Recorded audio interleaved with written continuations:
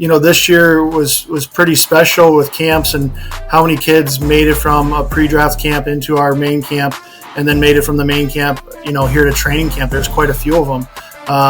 The growth that I'm seeing in the summer out of these players is tremendous. Scott Deur shares more on why the Odessa Jackalopes are ready to compete for the 2025-26 season. On this installation of NAHL, he dives into detail on what the roster is shaping out to look like. Yeah, it's been a long summer. We missed the playoffs by one spot, and we jumped into it. I feel like the next week we were on the road recruiting, going to different showcases. Obviously, the NA combines we were all at. We went to every single one of those, and then we got into camp season. We did a camp in Atlanta this year, which was awesome. Going places where people don't usually go, and then we had our main camp in the middle of July in Chicago. So. Now we're ramping up. We got training camp starting here pretty soon. The boys actually arrive tomorrow. So, now we're jumping into the season and getting ready for that. Absolutely. And I know you talked a little bit about last year's performance and being super close to making to that South Division playoffs. What lessons did you learn as a coach from that experience last year? Yeah.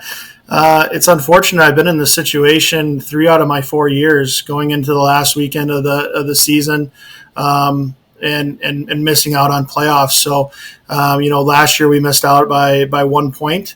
But thankfully we have a lot of guys that are returning, that were in that situation that understand that pain of losing and not making it into playoffs.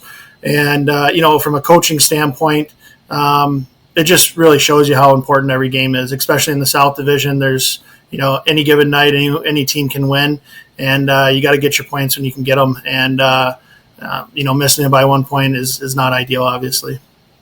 And talking about those returners, how important is it to have some of those veterans in the locker room for the Jackalopes this upcoming year? Yeah, I mean, they know the routine that I like. They, most of them have been with me for 1 year, a couple of them for 2 years now. Going into the third season. So they know the way that I like to run things. They know the way that I like the locker room ran. I think we have like 12 returners or something like that. Having that group, that nucleus coming back is going to help us tremendously, from the way that we train on the ice, from the way that we train off the ice with our strength and conditioning coaches. All that's going to be helpful for the new kids coming in. So you'll be able to split them up and have a good group in, a couple of groups that you have. Like you said, training camp's getting ready to pick up for the Odessa Jackalopes. What has impressed you the most from the athletes you've seen from past camps so far? Yeah, I mean, it's, this year was pretty special with camps and how many kids made it from a pre-draft camp into our main camp and then made it from the main camp, here to training camp. There's quite a few of them.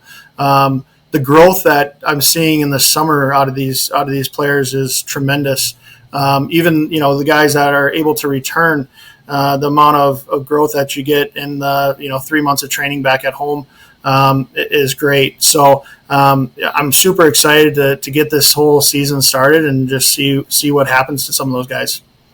For yourself, you have a very special connection to the North American Hockey League because you once played in the league. From those experiences of playing in the league to now leading a team, what does it mean to be back in a different capacity here with the Odessa Jackalopes and getting the opportunity to be a head coach? Yeah, I mean, I think all in with the league. I think this is my 15th or 16th year being a part of the league.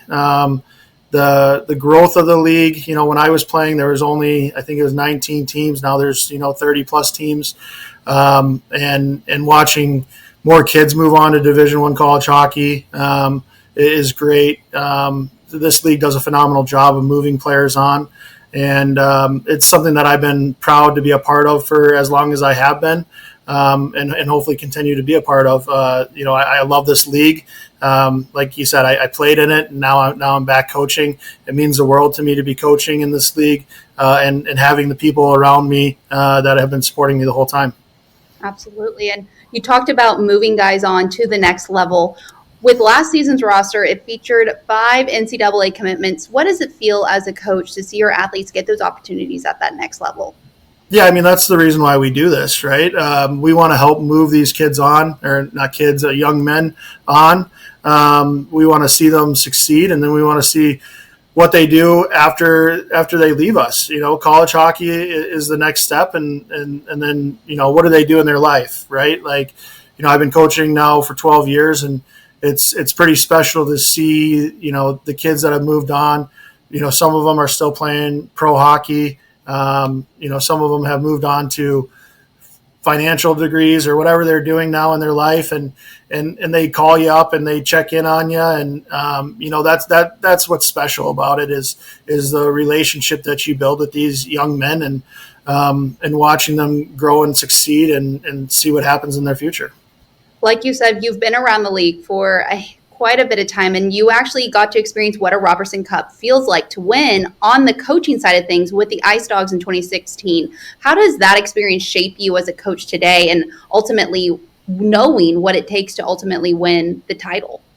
Yeah, I mean, that was a special group, a special time. Obviously, with a different organization now, but it was a lot of fun being able to raise that cup. It's pretty heavy, so you gotta really put some muscle behind it. But it was a special time, and being able to do that, that was at the start of my coaching career, and since then I've been back to the Robertson Cup, 3 or 4 other times and lost it. So for us here in Odessa, our goal is we have to make playoffs. That's where it starts, and getting that mindset for this team that's our goal. Like that's the only thing that we care about is making playoffs. And then, as everyone knows, like once you make playoffs, anything can happen from there. So, but yeah, raising that Robertson Cup, that's a pretty special moment. For yourself, what drives you as a coach? Oh, it's these players. I think that's why you coach is to help these players out and watch them, move on and succeed, and things that we talked about, where they go in their careers after that. But it's being a small part of their lives and hopefully helping them out to reach their goals. With that, how would you describe your coaching style? My coaching style, I would say that I'm kind of laid back until we get to the ice. I believe that we're a family all the way around. But when we're on the ice, you have to compete. It's all about being competitive for me and being able to flip that switch. And that's something that we do when we get to the rink is we flip that switch, and we're more competitive, and but at the end of the day, you got to still have fun, and hockey's supposed to be fun. So try to bring that out in the boys as well. And like we talked about earlier, you experienced the North American Hockey League on both sides, being a player and being a coach. What makes the athletes who are in the league different from any other junior league out there? I think it's the travel for us. The coaches, as a coach, we're trying to expose our players to the next level, which the league does a phenomenal job of. I don't know of another league that really does it like we do. I can't speak for all the coaches, but I know for myself, I'm calling coaches on a regular basis, trying to make sure that they're in our building. So I think it's the amount of work that the coaches put in that, I don't know if I see that from other leagues. But that's what you got to do to, make sure you help your players. And talking on the exposure side of things, the NA Showcase is quickly approaching as the greatest show on ice happens in Blaine, Minnesota. What are you looking forward to most once you're there with your team? It happens so quickly, and a lot of guys don't understand that. There's, we go up there, we got 3 games, and before you know it, you're on a plane home. Mm-hmm. But the best part of that is seeing everyone. It's like you see everybody at some different events during the summer, but it's the one place where everyone goes. Scouts, college guys, NHL guys. They're all there, and you're able to catch up with them, see how their summer's going, see how their family's doing. But then at the end of the day, like I said, we missed playoffs by 1 point. Could have happened at the showcase. So those games are very, very valuable to our players and getting them exposure as well. With a handful of age outs happening this past year, what holes are you looking to fill on the roster for this upcoming season? Yeah, I mean, the holes we're looking to fill are mostly in net. We lost a good goaltender. He's playing pro overseas now, and so that's a big hole that we're looking to fill. I think we've got some good options in net. We'll see who wants to really grab the bull by the horns and take it. But then up front, we lost a lot of scoring. So can our younger guys that were younger last year, can they fill into those spots? I think we scored the most goals in the South Division last year. So we got to look to continue to do that. But those would be the holes that we're looking for. With the season quickly approaching, not everyone online gets to experience an Odessa Jackalopes game or what their fan base is like. Take us through what the atmosphere is like and also the fan base. Yeah, I mean, we're in a pretty big building, 5,500, and I think we pack it with about 2,000, 2,500 every night. They're loyal. They're always wearing the jerseys. They're throwing the carrots on the ice.